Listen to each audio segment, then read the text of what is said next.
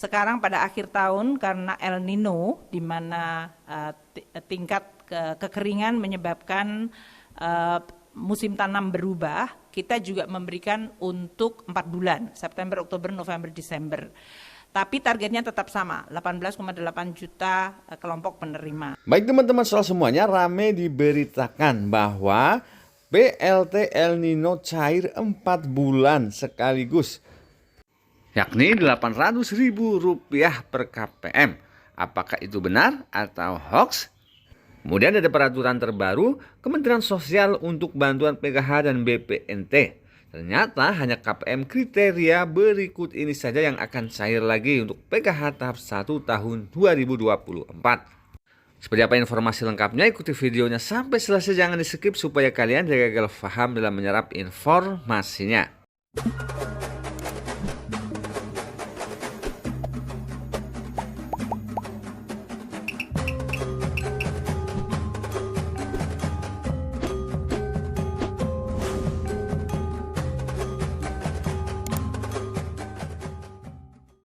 Assalamualaikum warahmatullahi wabarakatuh dan salam sejahtera buat kita semuanya. Teman-teman soal semuanya, bagaimana kabar kalian? Semoga senantiasa selalu dalam keadaan sehat dan dimudahkan segala urusannya. Amin amin ya robbal alamin. Berjumpa lagi dengan Asyahra Media Group, channel yang akan selalu update membahas tentang bantuan sosial dari pemerintah dan kebijakan terbaru dari pemerintah. Yang mana pada kesempatan kali ini saya akan berbagi informasi yang sedang hangat-hangatnya dibicarakan di media sosial, yaitu BLT El Nino katanya akan cair Rp800.000. Benar atau hoax? Kemudian peraturan terbaru dari Kementerian Sosial untuk bantuan PKH dan BPNT, ternyata hanya KPM berikut ini yang memenuhi 7 kriteria yang akan cair PKH tahap 1 tahun 2024.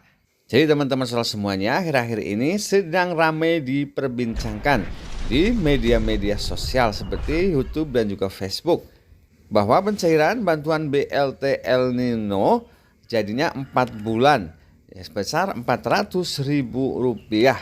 Apakah itu benar atau sekedar hoax belaka? Kemudian kapan pencairan bantuan BLT El Nino tersebut? Nanti akan sama-sama kita bahas di video ini. Jadi teman-teman saudara semuanya, untuk informasi mengenai bantuan BLT El Nino akan dicairkan 4 bulan, yaitu sebesar Rp800.000 per KPM.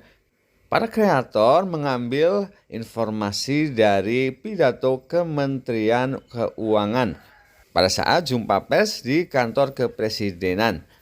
Dan berikut ini adalah potongan videonya. Sekarang pada akhir tahun karena El Nino, di mana tingkat kekeringan menyebabkan musim tanam berubah, kita juga memberikan untuk 4 bulan, September, Oktober, November, Desember. Tapi targetnya tetap sama, 18,8 juta kelompok penerima. Jadi teman-teman semuanya, kalau kita dengar secara seksama pidato dari Ibu Menteri Keuangan, memang menyebutkan di akhir tahun 2023 ini untuk penerima bantuan sembako sebanyak 18,8 juta keluarga penerima manfaat akan menerima bantuan tambahan 4 bulan untuk alokasi September, Oktober, November, dan Desember. Tapi di situ teman-teman semuanya, Ibu Menteri tidak menyebutkan bantuan BLT El Nino ya, namun hanya menyebutkan bantuan tambahan saja.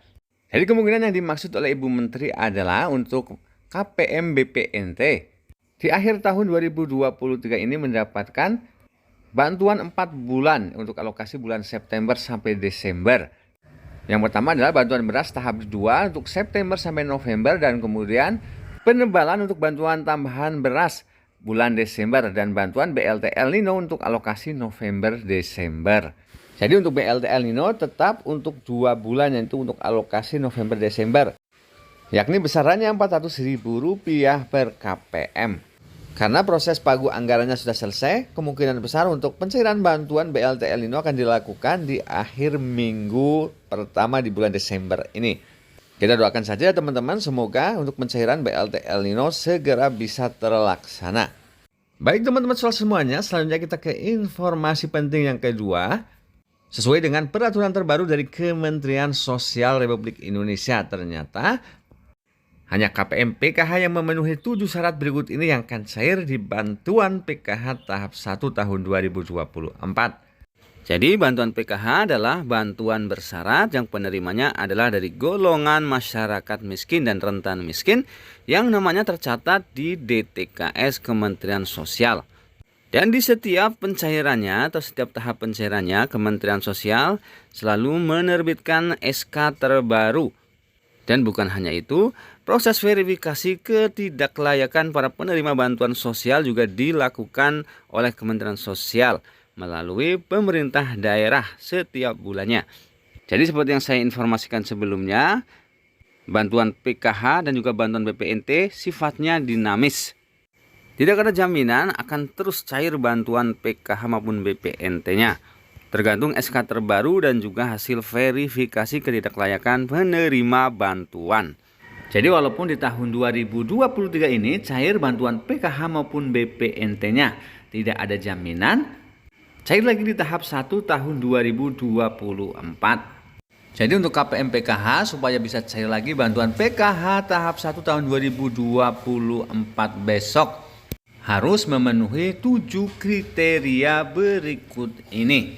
Karena kalau salah satu dari 7 syarat tersebut tidak dipenuhi, maka bantuan PKH tahap 1 tahun 2024 bisa tidak dicairkan. Dan langsung saja untuk syarat yang pertama adalah KPM PKH tersebut masih terdata di data DTKS Kementerian Sosial atau DTKS.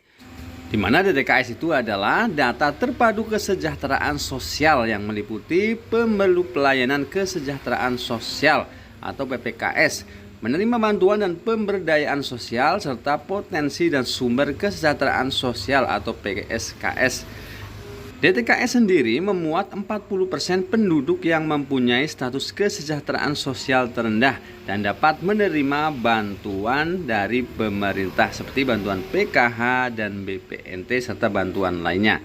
Ringkasnya, walaupun kita merasa miskin, namun kalau nama kita belum tercatat di DTKS Kementerian Sosial, kita belum bisa mendapatkan bantuan sosial dari pemerintah khususnya yang ditangani oleh Kementerian Sosial. Dan pertanyaannya adalah bagaimana cara supaya nama kita bisa terdaftar di DTKS Kementerian Sosial? Jadi masyarakat bisa mengusulkan diri ke kantor lurah atau pengusulan oleh RT ataupun RW melalui musyawarah kelurahan agar masuk data terpadu kesejahteraan sosial atau DTKS. Dan nantinya usulan tersebut akan ditindaklanjuti oleh operator kelurahan masing-masing. Hingga melalui proses yang cukup panjang hingga data tersebut nantinya akan masuk 6NG setelah disetujui oleh Menteri Sosial. Atau data tersebut ditolak oleh Kementerian Sosial karena tidak lolos verifikasi kelayakan penerima bantuan sosial. Kemudian syarat yang kedua, KPM PKH tersebut masih dinyatakan layak menerima bantuan sosial oleh pemerintah daerah. Jadi ini adalah syarat wajib ya teman-teman, karena setiap bulannya ada verifikasi ketidaklayakan penerima bantuan. Baik bantuan PKH, BPNT, dan juga bantuan PBI. Kemudian syarat yang ketiga adalah KPM PKH tersebut masih memiliki salah satu komponen PKH di dalam keluarganya. Contohnya komponen kesehatan yang meliputi ibu hamil dan juga anak usia dini 0 sampai dengan 6 tahun. Kemudian komponen pendidikan mulai dari anak tingkat SD sampai dengan tingkat SMA atau sederajat. Kemudian komponen kesejahteraan yang meliputi lansia 60 tahun ke atas dan juga penyandang disabilitas berat.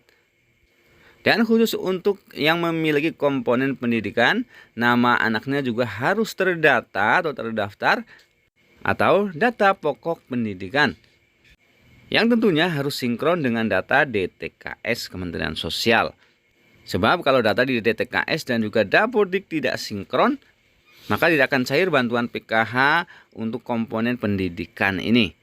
Kemudian syarat yang kelima, KPM PKH tersebut tidak tercatat sebagai KPM penerima upah di atas UMP atau penerima upah di atas UMK atau upah minimum kabupaten atau kota yang terdaftar di BPJS Ketenagakerjaan. Kemudian syarat yang keenam adalah bukan pegawai yang gajinya bersumber dari APBD atau APBN.